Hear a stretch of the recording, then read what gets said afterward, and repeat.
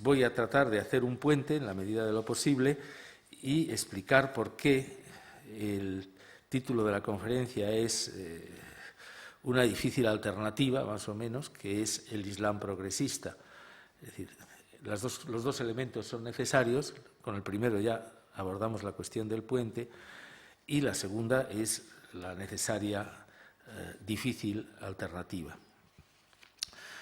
Claro, yo frente a los planteamientos multiculturalistas que están al uso, que vienen siempre a decir lo mismo por dos lados, ¿no? Y dos razonamientos, argumentaciones convergentes.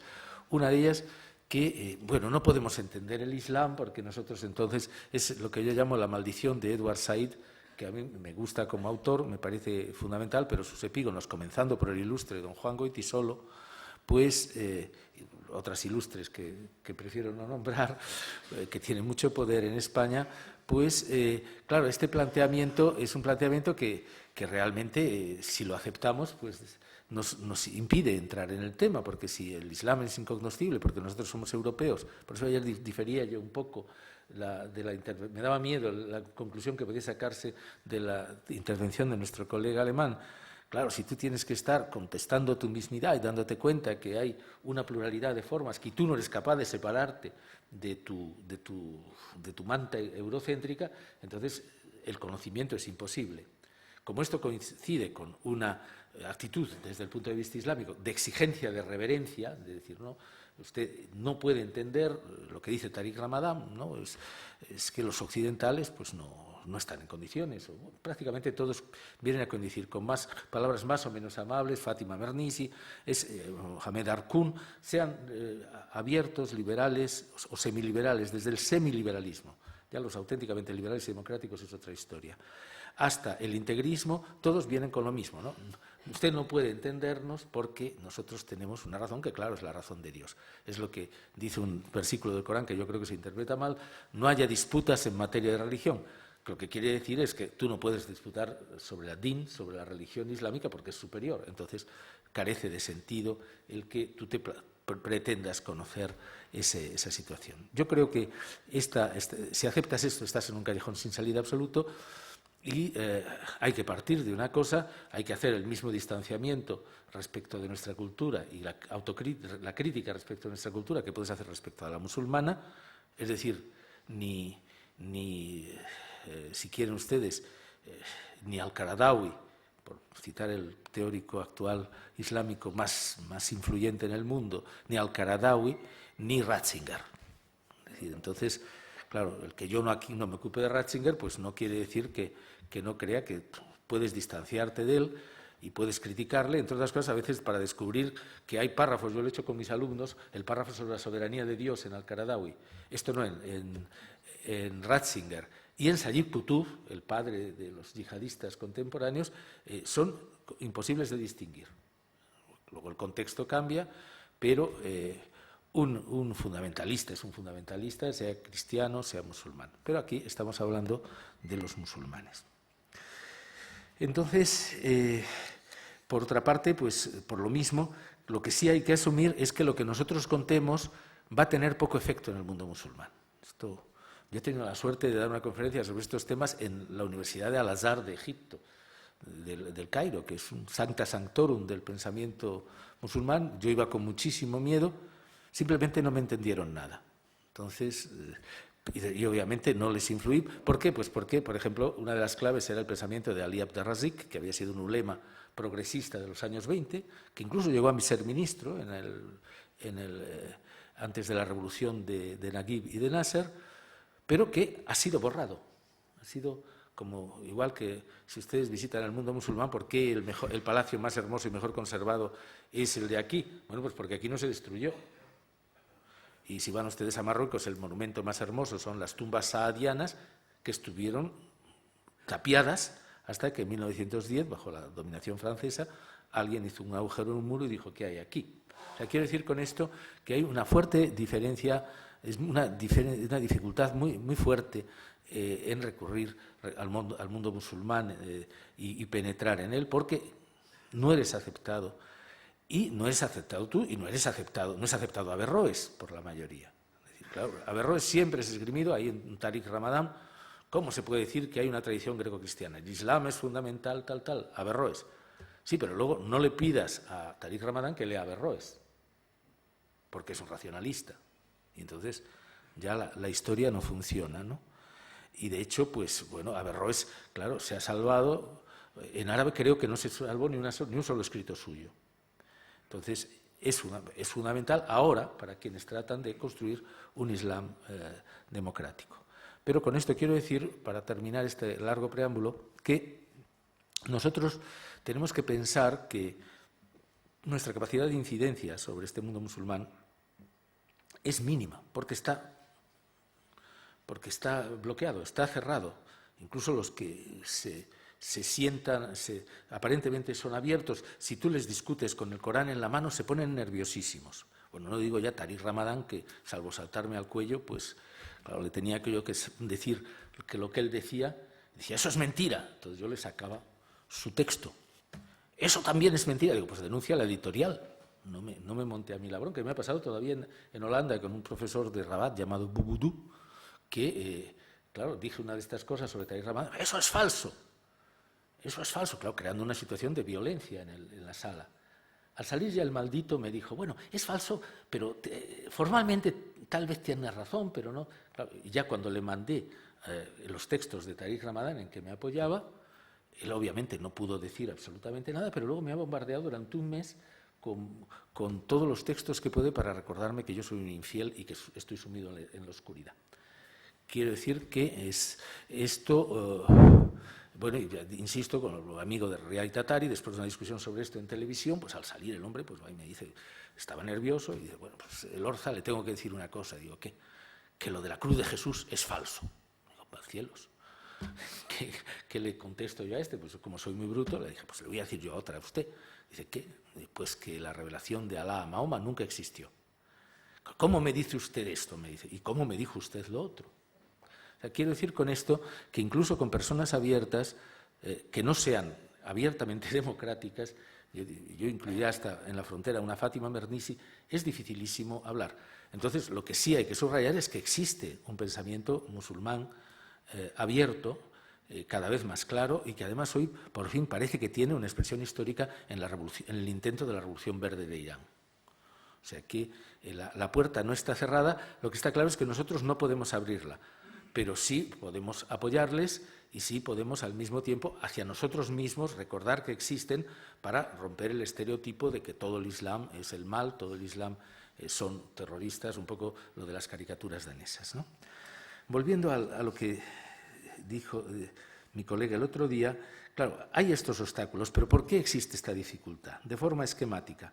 Yo creo que hay cinco bases de este bloqueo. La primera es la fijación de la doctrina, es decir, el rechazo de la innovación, de la bid'ah, en toda la tradición suní hasta hoy. Esto, frente a los que dicen que cómo se va uno a fijar en una doctrina del siglo VII, pues hay que decir que sí, hay que fijarse en la doctrina del siglo VII, porque esa doctrina del siglo VII, con su elaboración hasta el siglo IX, es la verdad absoluta que no se puede cambiar para la inmensa mayoría de los musulmanes y de los pensadores musulmanes.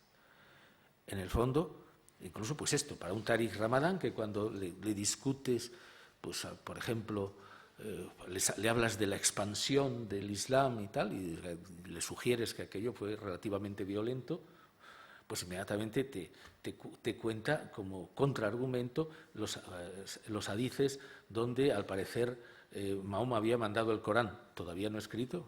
O sea, pero piensen ustedes que estamos hablando de un profesor musulmán de Oxford, que no parece que sea Oxford, no es una especie de reducto de Pakistán dominado por al-Zawahiri.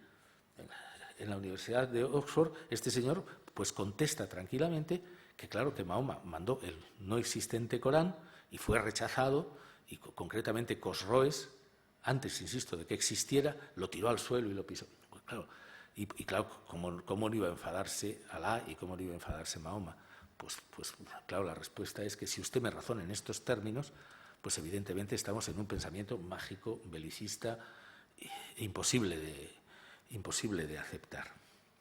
Entonces, claro, la fijación de la doctrina es fundamental porque, por una parte, evita toda discusión. Tú no puedes, si aceptas esa premisa, pues lo único que puedes hacer es la ijtihad, las quiyas, las analogías o las interpretaciones jurídicas. No te caben nada más que... Pero y vuelvo a decir esto, si Mahoma hubiera dicho en un hadiz que al hombre no volarás como un pájaro, pues los musulmanes no podrían tomar un avión.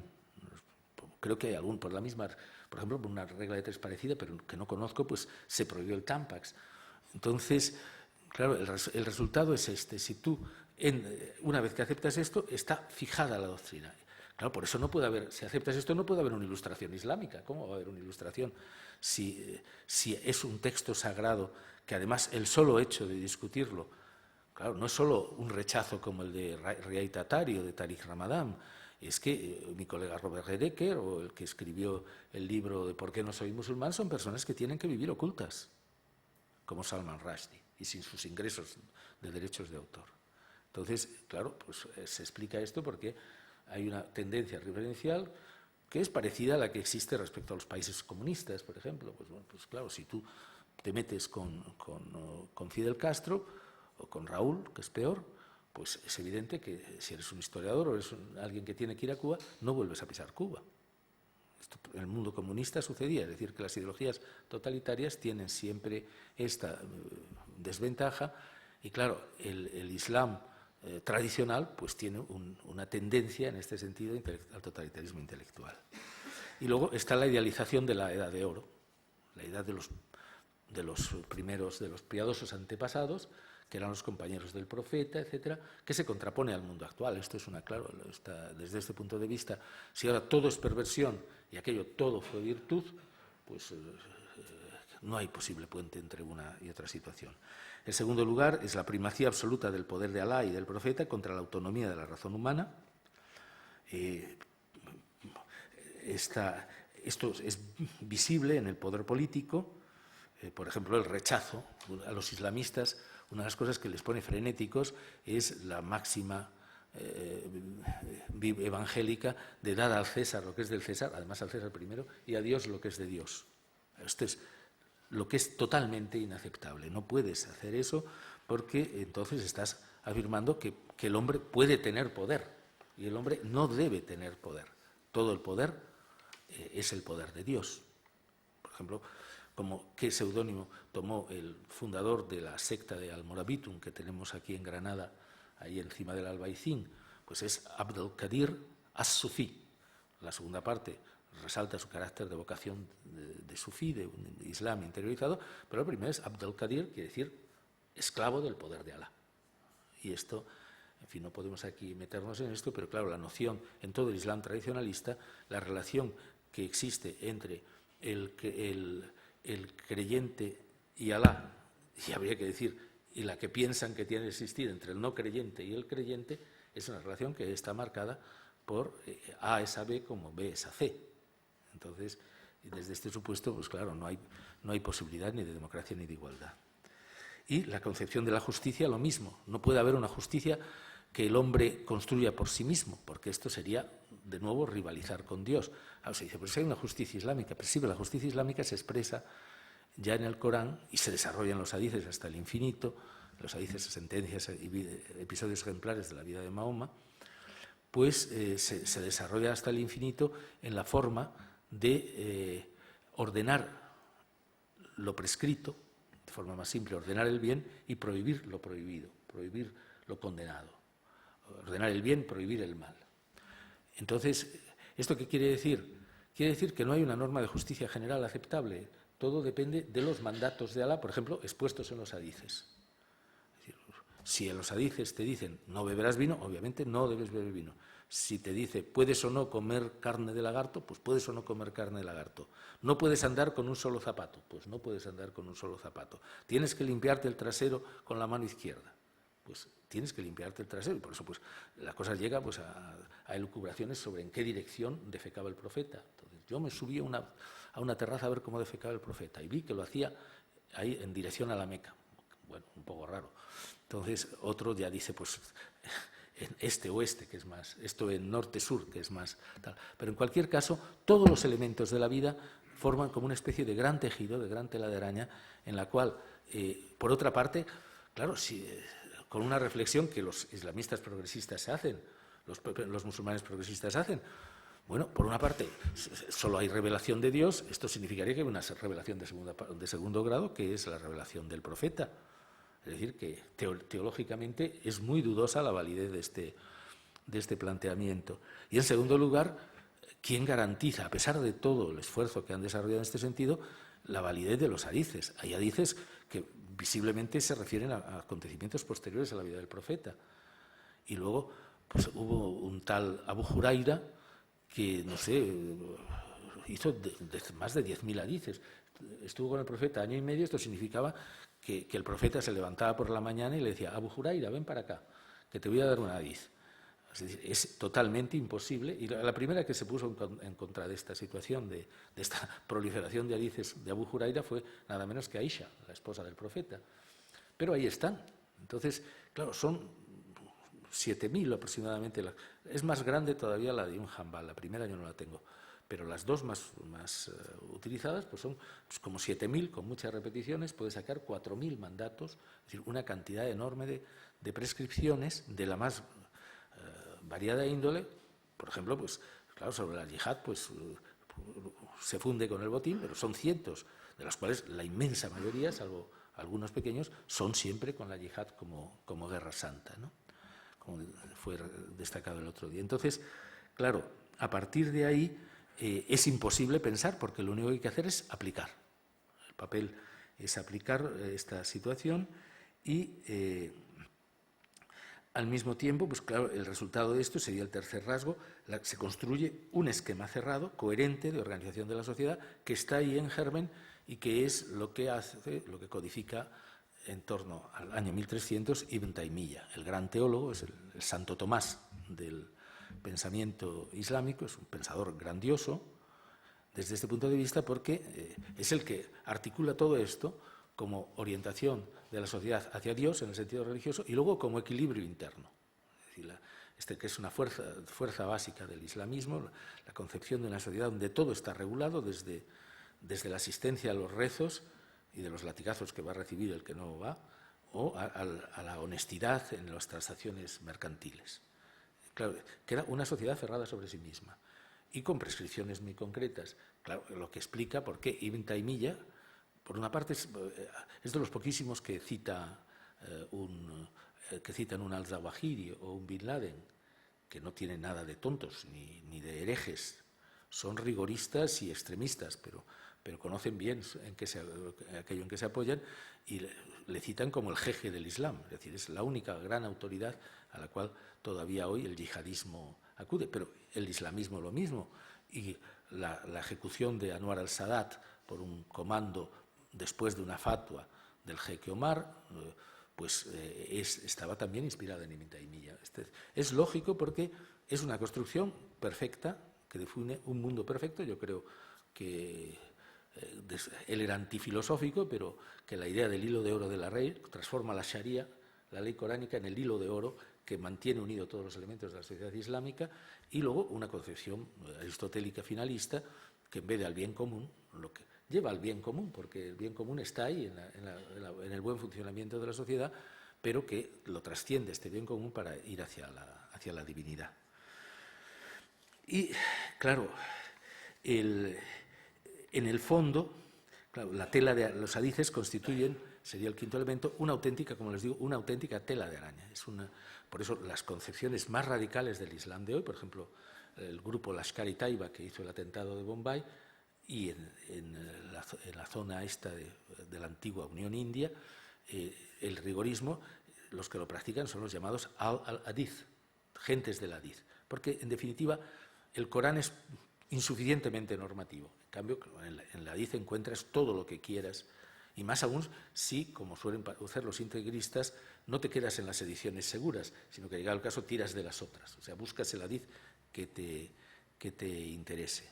Claro, yihad, a partir de ahí, yihad o no yihad, es obvio que yihad sí, pero incluso cuando la yihad un agente del hadith no se explicita como deber inmediato, en el sentido violento, pues claro, toda la construcción está llamando a ella. Es lo que sucede con los tablighi, que están, como ustedes saben, vinculados. Un proceso suyo en Barcelona está vinculado a un posible atentado, etc.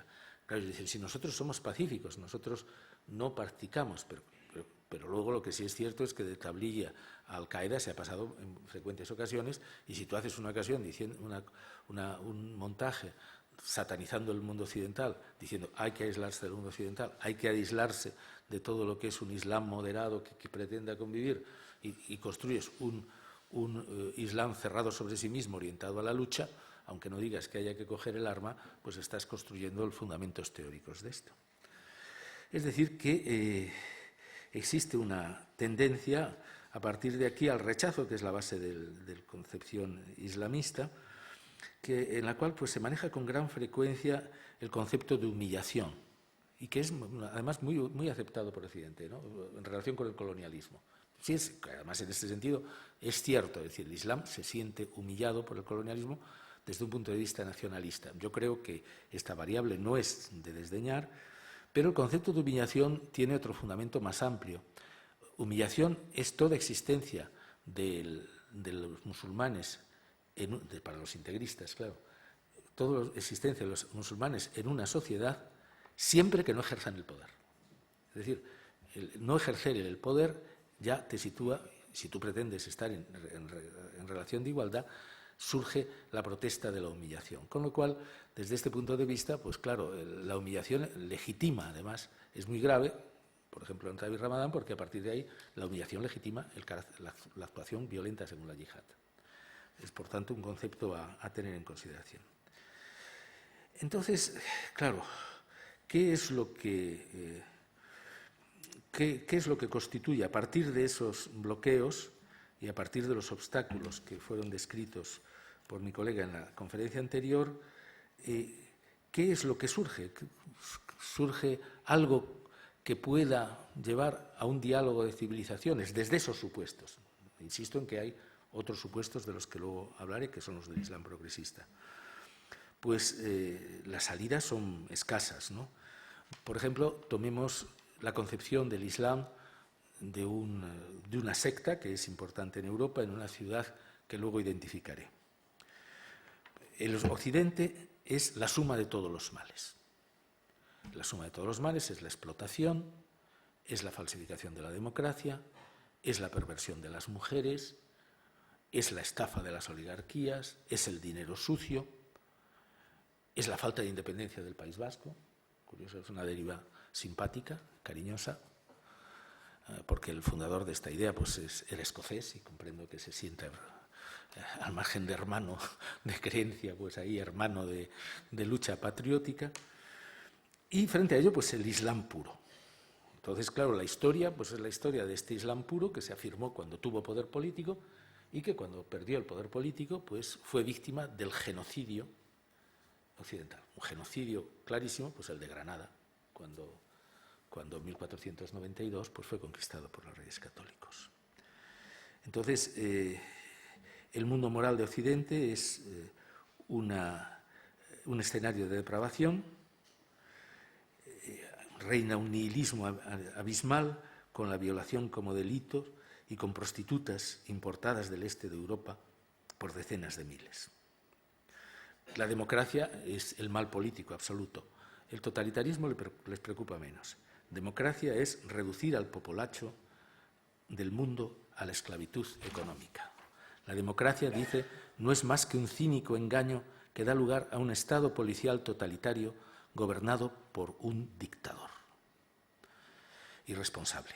Claro, frente a esto la necesidad es la yihad, todo el pensamiento occidental. Y curiosamente en esta defensa de la yihad y de un mundo alternativo, él se apoya, y esto es curioso de los islamistas más pensantes, más elaborados, se apoya en pensamiento europeo. En este caso, los apoyos son Heidegger, por su crítica del cristianismo, Ernst Jünger, evidentemente, porque es el pensamiento que desautoriza la sociedad burguesa clásica del liberalismo, y que proporciona la gran solución, que es el beduino.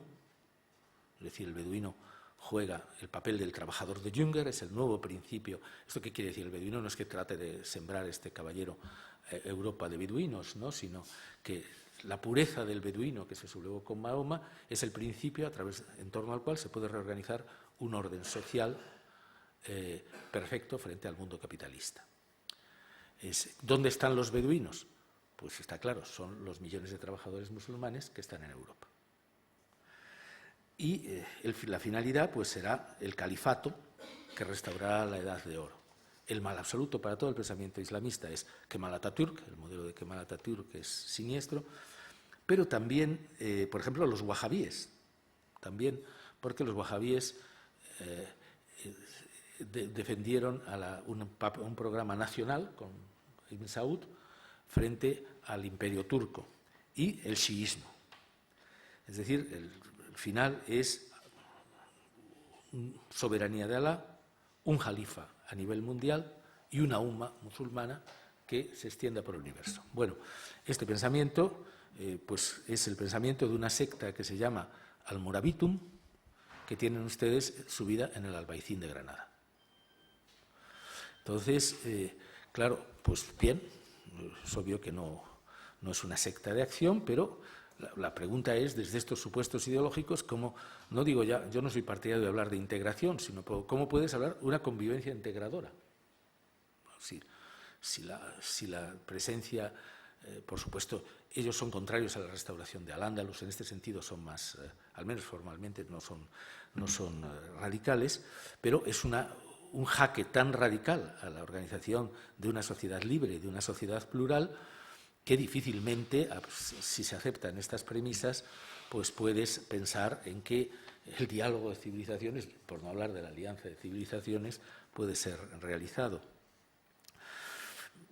Si miramos a una fórmula radical de islamismo, también muy presente en España y también muy presente en Andalucía, que es el islamismo tomado de Marruecos, de padre e hijo Yassin, de Abdesalam Yassin y de Nuria Yassin, pues nos encontramos con una visión menos mágica que en el caso anterior, pero con elementos muy comunes. El punto de partida es la satanización de Occidente, lo de siempre, el sexo como emblema, prostitución, violación, disolución de la familia, homosexuales.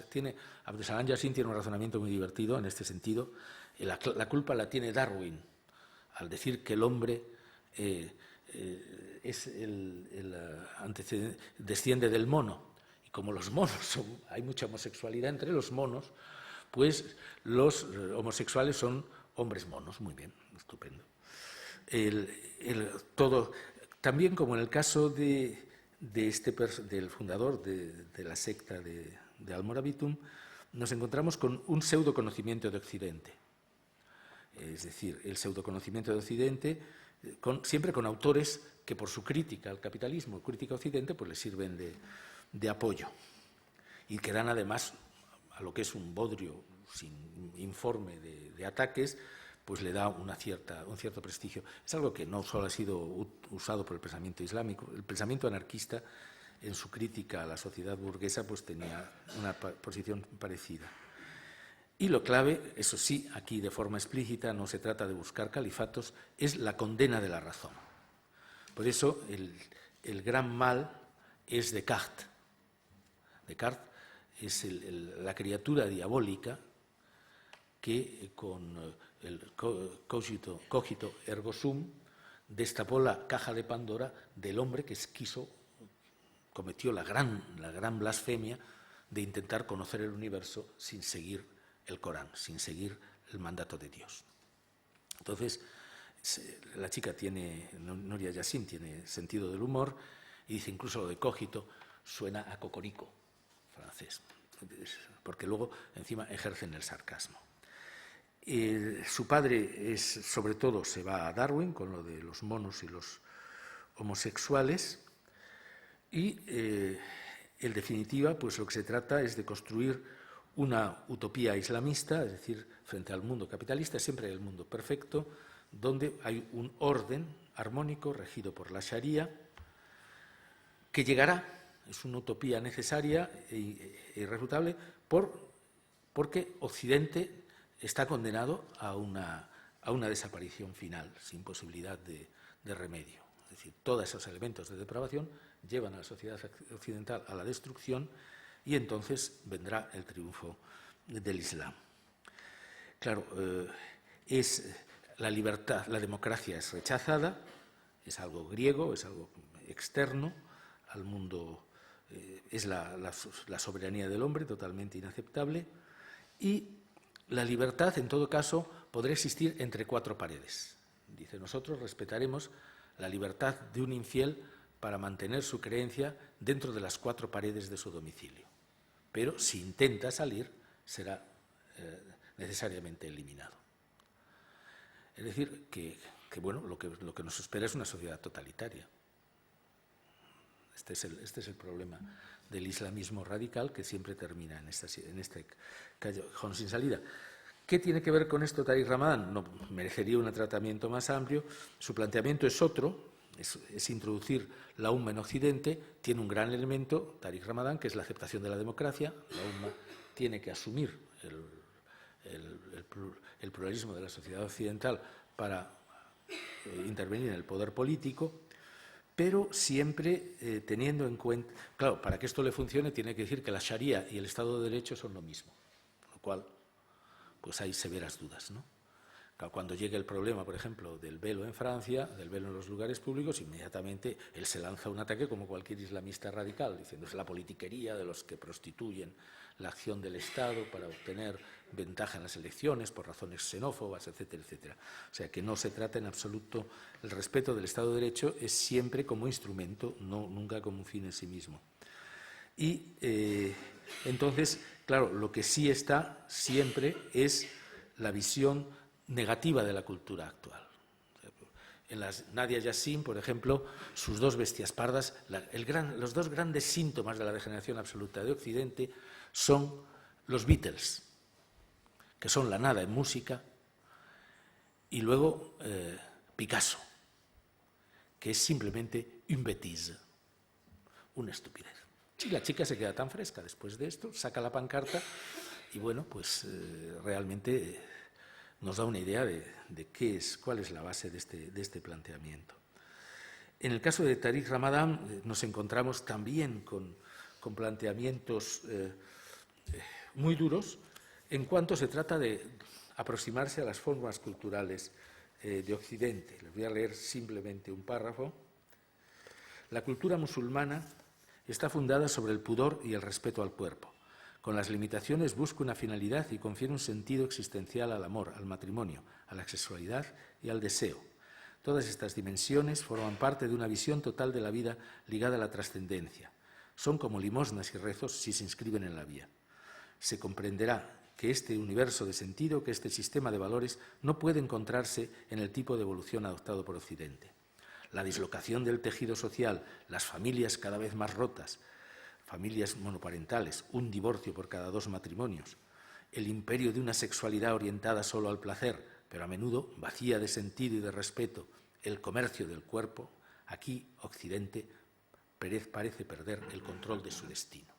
O sea que estamos, claro, por otra vía, la inserción es una inserción política, pero el rechazo de fondo sigue ahí. Y como les dije, en un papel mágico. ¿Cuál es aquí el gran bloqueo? Yo creo que el gran bloqueo nos remite ya a lo que va a ser un fundamento del Islam progresivo. Es la aceptación del Corán y de los hadices como totalidad. Mi postulado es claro. Si el Corán todo, es decir, el Corán de Medina, el Corán de las batallas, del valor ejemplar de las batallas contra los paganos de la Meca, o los hadices son aceptados al 100%, no existe posibilidad de una conciliación. Estamos ante mundos necesariamente opuestos, no porque tú seas un Huntington, sino porque el otro ya te ha excluido y te ha declarado la guerra conceptual. Entonces, este es el problema. El problema de Tariq Ramadan, entonces, es que él no puede dejar de aceptar lo que dice el Corán, aunque no le guste. Esto es visible, por ejemplo, en el punto de pegar a la mujer desobediente. En la lapidación es claro, pero claro, está en el Corán. Lo único que puede decir, hacer una moratoria a ver si nos encontramos con una exégesis que nos libere de una cosa tan desagradable. Pero en el caso de Tariq Ramadan, del papel de pegar a la mujer desobediente, pues no puede dejar de aceptarlo. Claro, lo que dice es lo último, o sea, casi simbólico. Hay que agotar todas las demás cosas, hay que reconvenirla, apartarla de la cama, al final pegarla de manera simbólica, tal vez con un siwak, con un palito, que es el que utilizan para los dientes, me imagino que quitando las espinas, porque si le dejan al siwak las espinas queda mal. Pero, es decir, se trata entonces de coger de que no es posible liberarse, igual que no le es posible liberarse de todo el tinglao de la matanza de los Ben Qurayza, judíos en Medina, o no puede liberarse de la legitimación mágica de la expansión por la guerra que está en los textos sagrados. Es decir, que desde este punto de vista la aceptación global acrítica, pues por mucho que se modernicen luego los instrumentos, acaba siempre siendo como el Uroboros, en este sentido de que el Uroboros que evocaba ayer nuestro colega alemán, que se muerde la cola porque estás atrapado. Tú eres ante todo un creyente. Y esto es muy curioso. Yo hice un artículo para Francia y curiosamente no se publicó, me lo pidieron y no se publicó, sobre el paralelismo en las lecturas sesgadas y en las, a veces yo diría que falsificaciones abiertas entre la vida de Jesús de Ratzinger y la vida de Mahoma que ha escrito Tariq Ramadan. Es decir, clarísimamente son dos autores que tienen que rehacer la vida. En el caso de Ratzinger, claro, Ratzinger está a papeletadas con el Evangelio. Yo tengo ganas de declararle hereje a Ratzinger porque estoy convencido de que mi amigo José Barregui dice que es un gran teólogo, tendrá elementos de gran teólogo, pero cuando se pone militante de gran teólogo, nada. Concretamente, pues, por ejemplo, en la parábola del hijo pródigo, para que vean ustedes que no soy solo crítico del Islam, pues claro, pues, ¿qué le pasa? El hijo pródigo va a conocer el mundo y tal, y pues, se entrega a la prostitución, al vicio y tal, y luego pues vuelve deshecho después de gastar su fortuna. Pero claro, a él esto no le convence, entonces dice, lo que va el hijo pródigo, dice en la vida de Jesús Ratzinger, es a conocer el mundo, a afirmar su autonomía, más o menos. Y claro, afirmar su autonomía, y claro, recibe los palos. Claro, yo no creo que la ambición de conocer el mundo y de afirmar la autonomía sea irse al prostíbulo.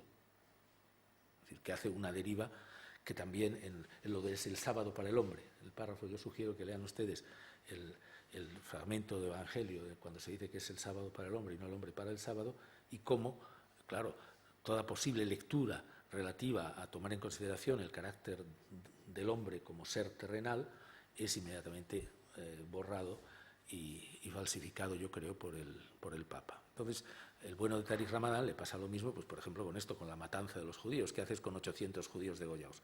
Pues inmediatamente te tienes que inventar toda una historia para que esto encaje. Claro, frente a esto, entonces, después de lo que he dicho, decir, ¿es posible un reformismo democrático en el Islam? Pues no sé, parece que la cuestión es negra. Yo creo que es difícil porque prevalecen elementos de bloqueo, obstáculos que ya han sido enumerados.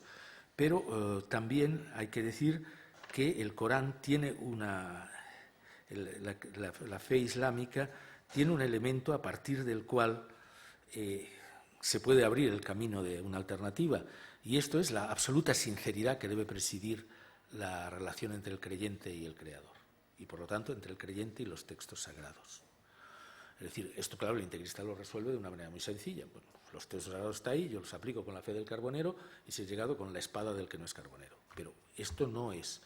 Es decir, desde antiguo en el Islam siempre ha habido una tendencia, y estuvieron los mutazilíes, ahí está Averroes, ahí está Rumi, para mí está también Archibectas, al cual solo he podido leer fragmentariamente porque su obra masiva está en turco, del cual sale una secta racionalista que hoy existe en Turquía con 15 o 20 millones de seguidores que se llaman los alevíes, y está los creyentes que se incorporaron primero a la revolución democrática, que creyeron democrático-clerical de los ayatolás y que ahora pues han encabezado la revolución verde. Quiero decir con esto que en este sentido, podemos pensar en algo parecido a lo que sucedió en el cristianismo, es decir, en la Ilustración. El cristianismo ilustrado fue un fermento importantísimo para la Ilustración, para llenar el puente entre una visión laica, una visión volteriana y una visión tradicionalista, una visión cerril, ensimismada.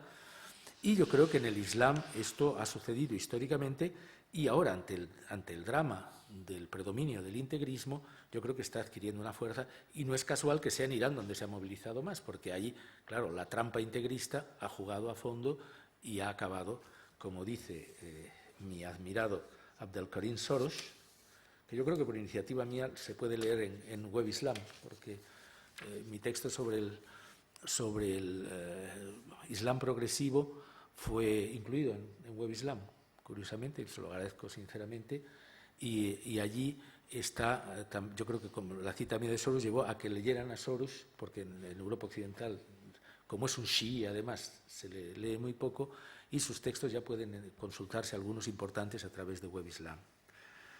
Claro, él dice, por ejemplo, el movimiento verde está alzándose con firmeza para la creación de un Irán verde, como un árbol sagrado, y tiene sus raíces en el suelo y su cabeza en los cielos. Así, con el consentimiento de Dios, está llegando sus frutos. Este movimiento tiene ya sus mártires verdes, sus poemas verdes y poetas, su propio arte y literatura, su propio discurso y portavoces. Es el producto de 20 años de lucha cultural entre los ilustrados y los que tratan de implantar la noche en la política y la cultura. Sus esfuerzos chocan con el militarismo y con los defensores del poder. Lo que él augura entonces es la gran victoria de la rebelión de las conciencias. Y somos una generación afortunada. El texto que estoy leyendo es una carta a Jamenei que le mandó desde el exilio, claro, en el mes de noviembre. Somos una generación afortunada. Vemos la tiranía religiosa resquebrajarse y tenemos que alegrarnos de ellos. Una sociedad moral y un Estado posreligioso que trascienda la religión es el brillante destino del pueblo y de su movimiento verde.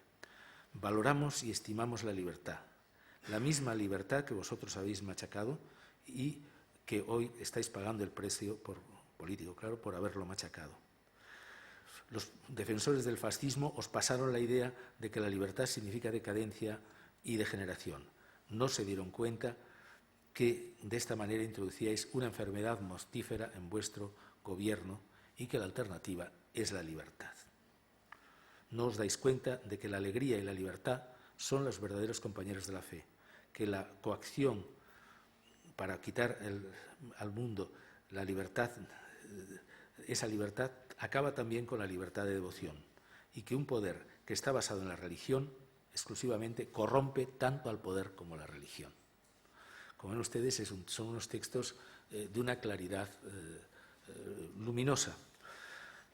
Claro, ¿esto qué significa? Bueno, pues significa un punto de partida que es no solo político, sino es una jugada muy arriesgada, que es poner en cuestión la visión tradicional del Corán y de los hadices. En este sentido, el esfuerzo ya había sido realizado por un demócrata musulmán, un teólogo demócrata musulmán, que fue ahorcado por los integristas, se llamaba Mehmet Taha, que es criticado por Arcún, curiosamente. A mí me ha sorprendido. ¿Por qué se le critica? Porque les gustan los occidentales. O sea, lo cual da idea muchas veces de que estos, en cuanto encuentras semiliberales, como te descuides, te hacen un repliegue que te deja en términos futbolísticos en fuera de juego. Y la clave es que hay dos Coranes. Es decir, el Corán es, por supuesto, un libro conjunto, pero hay un Corán que es la predicación de la Meca, la admonición de la Meca, donde está la construcción teológica, y esto es lo básico, y luego hay el Corán de Medina del profeta armado, que es un Corán histórico. Claro, es decir, el cristianismo también ha tenido estas derivas, pues está el cristianismo evangélico, luego viene San Pablo a montar otra historia, y luego están las cruzadas. O sea, la exigencia es que hay que hacer una lectura historicista de la religión. No es posible dar el mismo valor a la noción de yihad que maneja el Corán de la Meca como esfuerzo hacia Dios, aunque Dios no te haga caso, o como discusión con los infieles con el mensaje, no con la violencia, a la yihad de militarización que nos encontramos en el yihad, en el Medina. Luego, reconocer una cosa importante, que claro, que el Corán es una obra de Mahoma. Dice Soros, Mahoma no fue el papagayo de Alá. Fue el creador de una religión inspirado por Dios, o sea, eso lo cree, Dios está ahí detrás. Soros es un creyente absoluto, pero tiene los defectos que están claros para cualquiera que no cierre los ojos. Piensen ustedes que versículos y versículos del Corán reproducen modificándolo un poco la Torah, el Pentateuco de la Biblia. Es impensable el supuesto lógico de un Dios que revela de forma intertextual. En fin, entonces, claro, la cuestión ahí es que existe una construcción teológica muy vinculada, a mi modo de ver, al judaísmo samaritano, que se basa en la unicidad de Dios, que se basa en un profeta fundamental y último, que es Moisés para los samaritanos, que es Mahoma, una escritura que es fundamentalmente la Torah y elementos como el libro de Josué, pero que es incorporada al Corán clarísimamente, y en la fase de la Meca, además, nunca el texto se refiere a Mahoma como profeta.